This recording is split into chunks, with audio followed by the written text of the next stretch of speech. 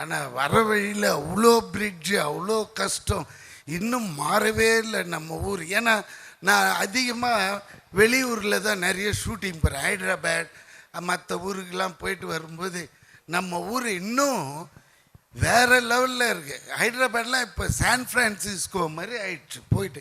ஏன்னா அந்த மாதிரி பிளானிங், அந்த மாதிரி அவங்க இது யாராலையும் ஸ்டாப் பண்ண முடியாத அளவுக்கு க்ரோத் போயிட்டுருக்கு.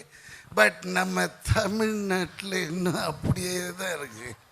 அதுதான் ஒரு கஷ்டமாக. பட் என்ன நிறைய கண்ட்ரி போய் பாருங்கள், அங்கே இருக்க கல்ச்சர்லாம் எப்படின்னு. அப்போ தான் நீங்கள் இங்கே உங்கள் பேரண்ட்ஸ் உங்களை எப்படி வளர்த்துருக்காங்கன்னு தெரியும். ஸோ நிறைய ட்ராவல் பண்ணுங்கள். This is my experience. நான் கருத்து சொல்ல மாட்டேன், இது எக்ஸ்பீரியன்ஸ். கோ அப்ராட் அண்ட் நிறைய பாருங்கள். ஏன்னா அதுக்கு மினிமம் குவாலிஃபிகேஷனு இந்த காலேஜ் உங்களுக்கு கொடுத்து கௌரவிச்சு அனுப்பும்.